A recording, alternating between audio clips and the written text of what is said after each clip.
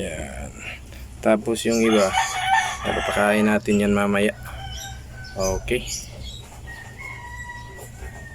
Update ko kayo mga kaputak pag na-ferment na itong ating kangkong. Okay. Gandang hapon mga kaputak. Andito na tayo sa range. Yung tirang kangkong mga kaputak, inihalo ko sa kanilang patoka ngayon. Yan, kasi yung timba na puno na yung fermented na kangkong ko, yun yung ihalo natin sa ating patoka mga kaputak. Yung kangkong na kinuha ko mga kaputak, libre lang yun, galing sa fruit stand malapit sa amin. Marami kasing mga nabubulok doon, tapos nagtanong-tanong ako, tatapon lang pala nila, kaya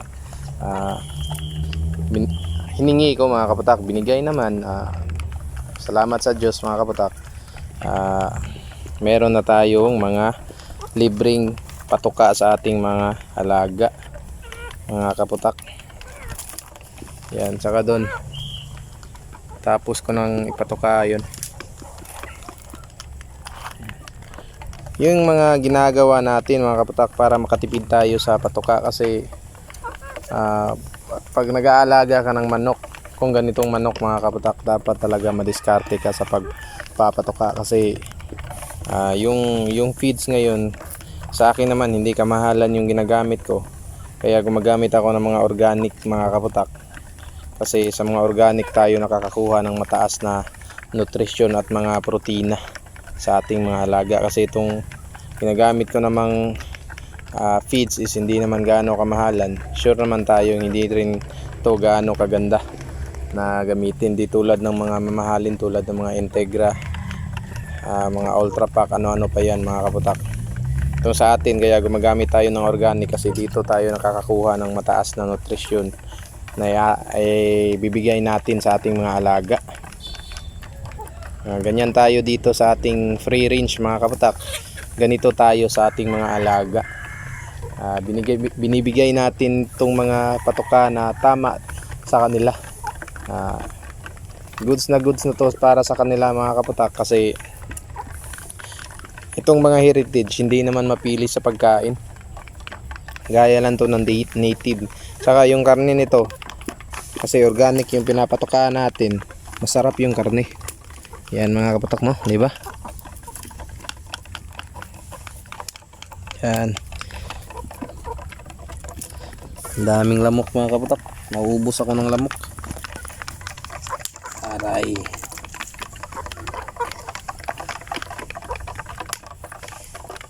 Ngayon mga kaputak is walang ulan, kaya ito nag-dry na to. Susunugin lang natin to para malinis na to banda dito sa ating range, kasi ito yung marami pang basura dyan. Hindi na gaano karami, pero iipunin natin yan, pagsasamahin para masunog natin dyan. Yan, kasi madami ding lamok mga kaputak. Kada uwi ko mga kaputak, palagi akong merong mga kagat ng lamok dito. Konting ingat na din mga kaputak, hindi natin alam, meron yang dalang sakit. Yan, magsusunog tayo.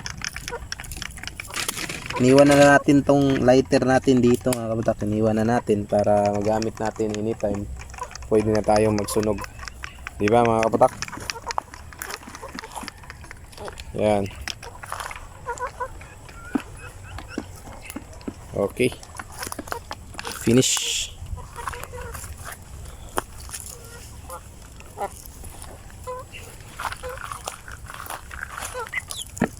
Yan.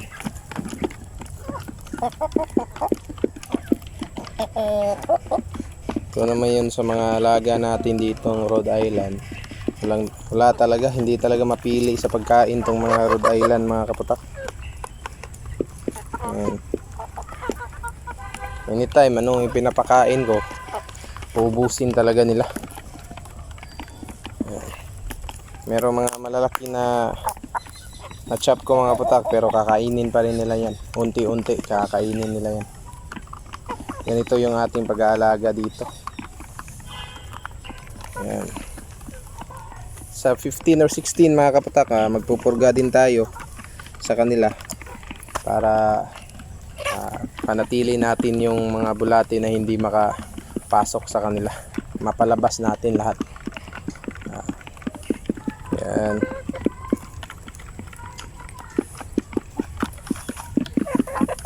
Piang ba? Piang yun.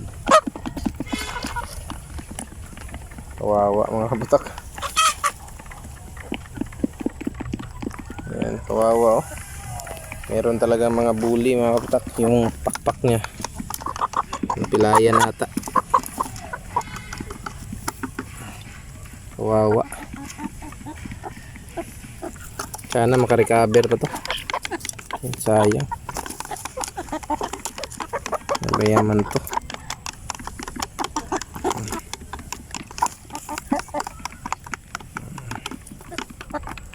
Ayan.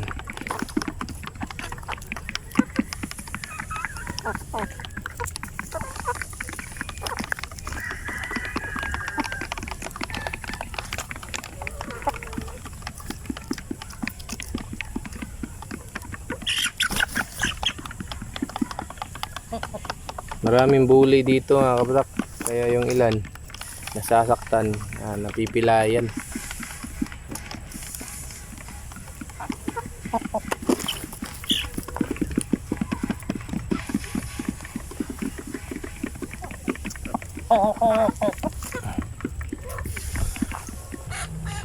Yun lang mga kabatak. Happy farming po sa lahat. God bless you all.